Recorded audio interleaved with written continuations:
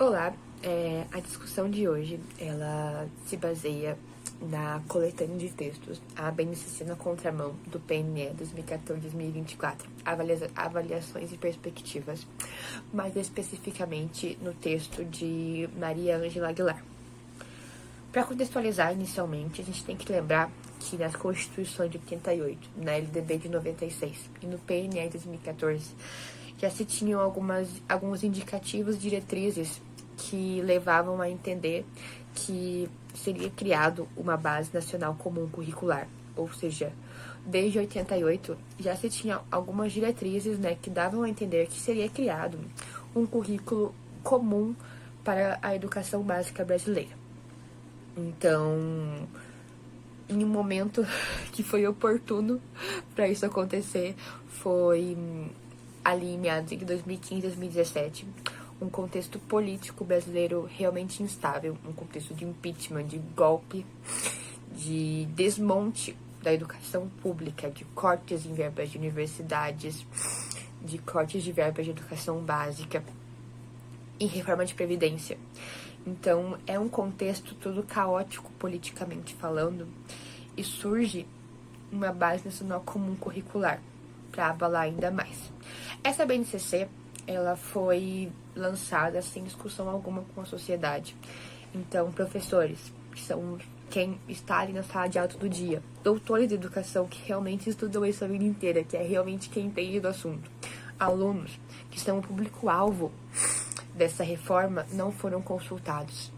Foi algo discutido entre poucas pessoas, e se não é consultado nem o público-alvo nem os professores, é para quem essa reforma? Porque não foi pensado nem em aluno e nem em professor.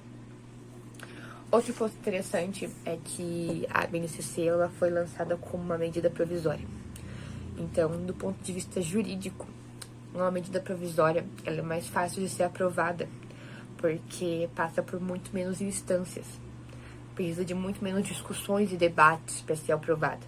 Então, isso é realmente benéfico, porque não precisa de muita discussão e muitos debates para ser aprovado. Foi rapidamente. E no Brasil, tudo que é provisório se torna eterno. Outro ponto principal é que essa BNCC ela surgiu como uma receita de bolo, uma receita mágica, uma cartilha mágica que solucionaria todo o problema de uma educação básica brasileira, de um país continental.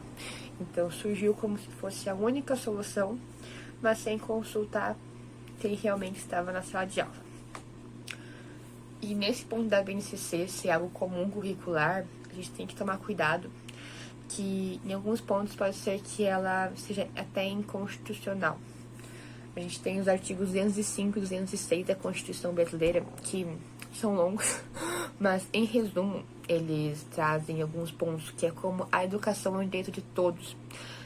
Ela prevê a liberdade de aprender e de ensinar e o pluralismo de ideias pedagógicas.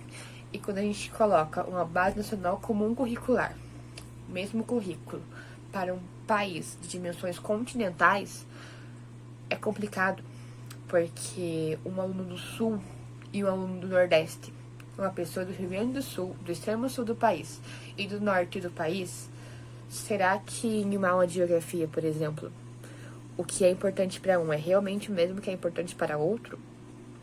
Como que a gente coloca a individualidade do aluno? A individualidade do aluno é realmente não é colocado em consideração. O colocar o aluno como o centro. O aluno é tirado do centro da educação. É colocado o currículo. E um outro ponto é a gente pensa em quem será os professores. Porque o currículo, ele quase dá uma receita de bolo de como dar uma aula. É algo totalmente engessado. Então, você perde a liberdade de ensinar. Além do fato de que o professor, ele tira todo o seu trabalho, o seu aporte como um educador, porque ele vai apenas seguir uma cartilha. Ele vai apenas chegar na sala de aula e seguir aquilo que já estava prescrito. Então, esta é uma outra problemática de uma BNCC que já está pronta para todos. Uma outra problemática ainda é porque a gente tem que pensar que se fala em aumento de carga horária. Quando a gente aumenta a carga horária, a gente ignora o fato de alunos que trabalham e estudam, que é a realidade das escolas brasileiras. Alunos que precisam trabalhar e estudar, precisam de rotina dupla para conseguir ajudar a pagar as contas de casa e a colocar comida na mesa. Quando você coloca um ensino médio quase que integral, como que esse aluno vai trabalhar?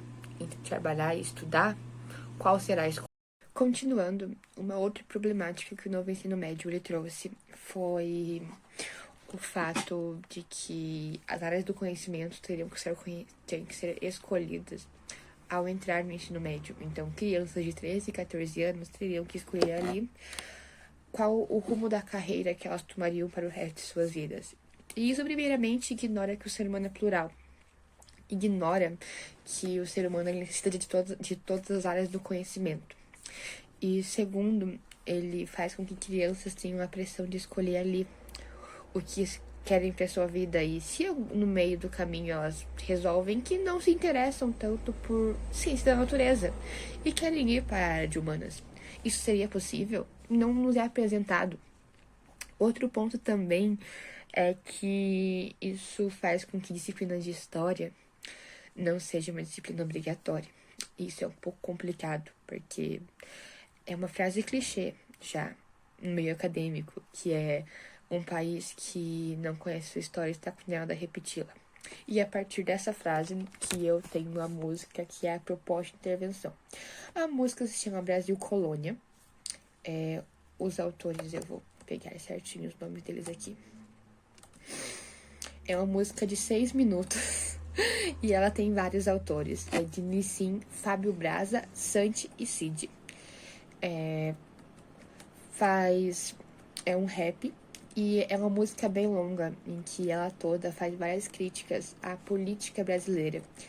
Mas a frase final dela é a frase mais impactante. Deixa eu voltar aqui ao final. A única parte que importa para esses caras do que é público é o dinheiro público. A população mesma não interessa. Interessa na medida que ela possa ser explorada.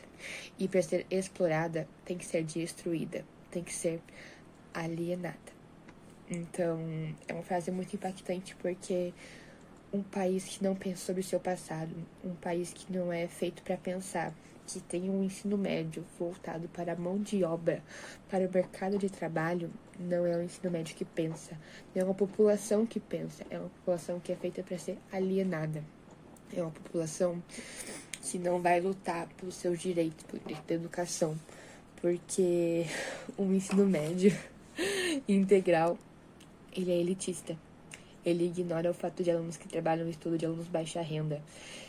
É um ensino médio que não é democrático.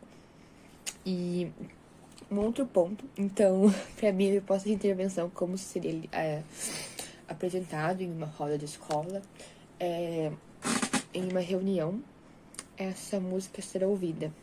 E muita atenção a todos os versos. É uma música muito longa, realmente não tem como eu mostrar no vídeo, mas eu vou mandar o link, porque tem mais de 6 minutos. E é uma música muito profunda. Então, seria ouvir essa música e refletir sobre o que ela está falando, sobre para quem que essa reforma do ensino médio é para manter a elite na elite, desde quando sempre foi, desde o Brasil Colônia, que é o título da música. Então, é isso.